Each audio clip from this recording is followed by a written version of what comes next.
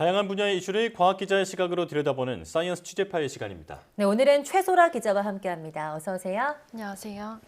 네, 오늘은 어떤 소식을 알아볼까요? 네, 지난주 누리호 발사 성공으로 우주 산업에 대한 관심도가 높아지고 있습니다. 우리가 잘 알고 있는 우주 산업은 엔진 등 발사체 기술이나 위성을 개발하는 분야일 텐데요. 우주 선진국들은 이미 이 같은 전통적인 우주 산업을 넘어서 다양한 우주 먹거리에 눈을 돌리고 있습니다. 예. 이 가운데서도 최근 가장 주목받고 있는 우주의학에 대해서 다뤄보겠습니다. 네. 우주에 도달하는 것을 넘어서 이제는 우주 공간에서 무언가를 연구하고 생산하는 분야까지 경쟁이 펼쳐지고 있다라는 건데요. 자, 그렇다면 우주의학의 개념부터 알아보겠습니다. 이게 어떤 건가요? 네, 우주의학은 인간이 우주에서 겪게 될 새로운 환경을 연구하고 이에 대한 치료와 같은 의학적인 문제를 연구하는 학문입니다.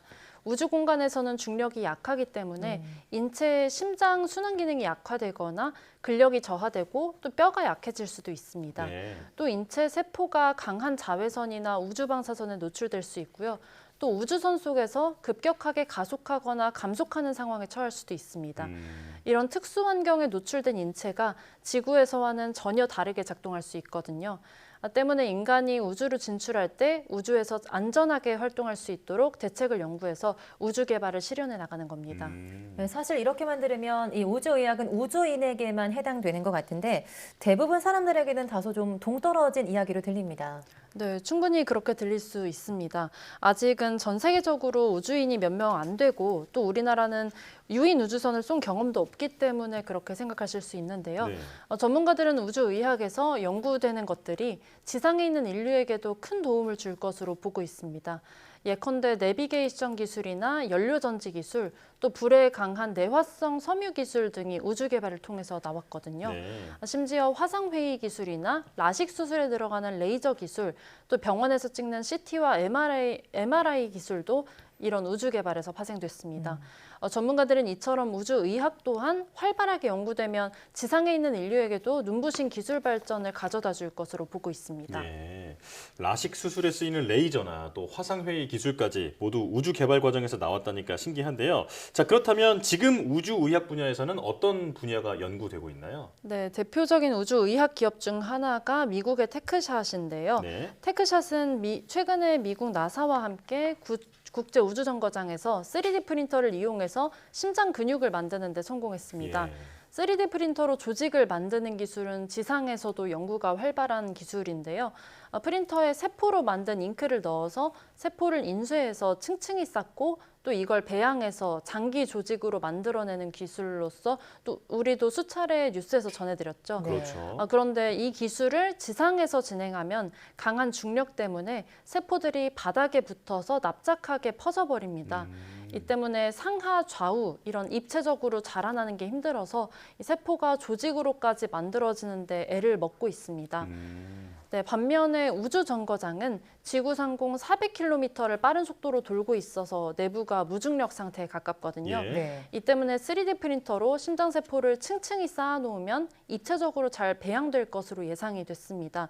실제로도 우주정거장에서 만든 심장 근육을 지구로 가져와서 분석한 결과 실험이 성공적이었다고 합니다. 중력이 있으면 3D 프린터에서 나오는 조직이 꿀처럼 흘러내리지만 무중력 공간에서는 조직을 마치 찰흙으로 만지는 것처럼 수월하게 조종할 수 있다고 연구진은 비유했습니다.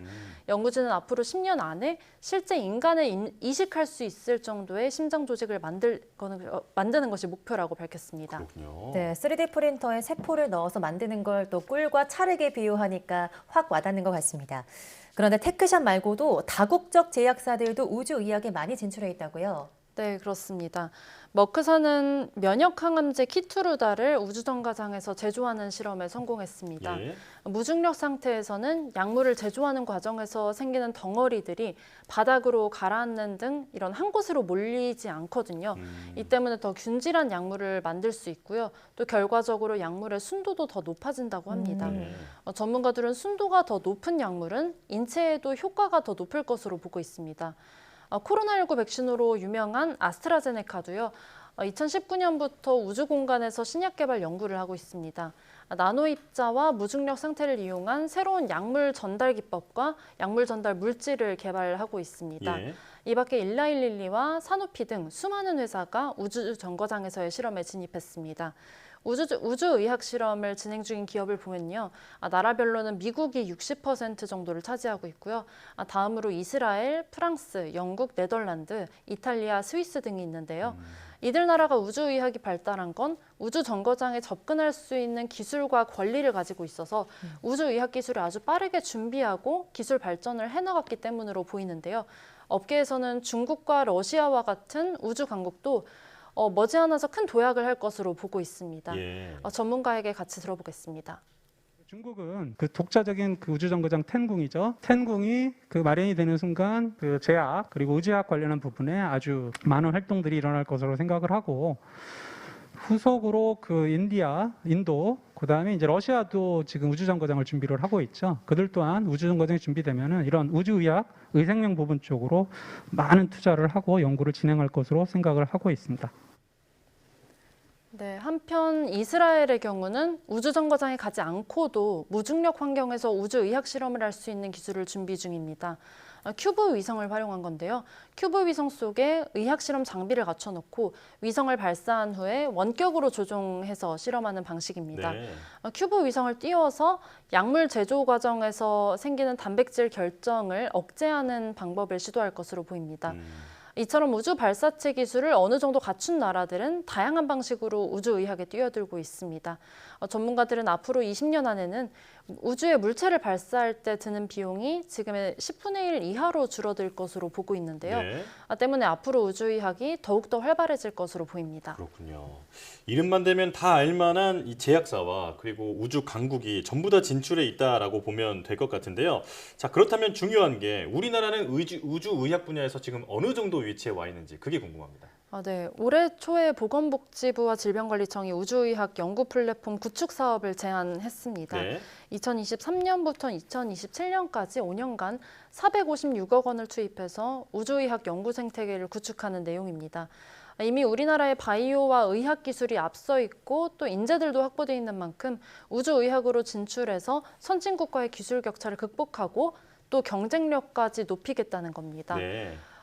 한편 국내 제약사 가운데서는요, 보령을 꼽을 수 있는데요. 보령은 올 초에 미국 우주개발 기업 엑시엄 스페이스에 120억 원을 출자했습니다. 엑시엄 스페이스는 세계 최초의 상업용 우주정거장 건설을 목표로 미국 나사 출신 전문가들이 2016년에 설립한 기업입니다. 2028년까지는 새로운 우주정거장 건설을 준비 중이라고 합니다. 네, 사실 우주 산업을 떠올리면 가장 먼저 발사체가 떠올랐는데요. 이야기를 계속 들으니까 몰랐던 다양한 분야가 존재했던 것 같습니다. 네, 그렇습니다. 전문가들은 우리나라도 발사체 기술 개발과 동시에 고부가가치를 창출할 수 있는 새로운 우주 산업으로 눈을 넓혀야 할 때라고 강조했습니다. 사실상 발사체와 위성 제조 기술도 중요하지만 전 세계 우주 시장에서 매출 기준으로는 이것들이 차지하는 비중이 크지는 않거든요. 전문가에게 함께 들어보시겠습니다. 전통적인 위성체나 발사체 개발, 발사체 서비스는 전 세계적인 우주 시장에서 수익이 차지하는 비중이 6% 미만입니다. 한국도 바이오나 우주의학과 같은 신생 분야에 적극적으로 투자해서 우주 시장을 좀 더 확대하고 넓히는 데 기여할 수 있으면. 또 전문가들은 이렇게 우주 산업이 제약과 의학은 물론 다양한 분야로 확장될 수 있는 만큼 부처들 간의 협업이 필수적이라면서 컨트롤 타워의 역할과 중요성도 강조했습니다. 예. 한때 한국판 나사로 불리는 우주청 신설도 한참 논의된 적이 있었는데 앞으로는 국가 역량을 우주 분야에 집중할 수 있는 방법도 함께 고민을 해야 할 것 같습니다. 자, 사이언스 취재파의 최소라 기자와 함께했습니다. 고맙습니다. 감사합니다.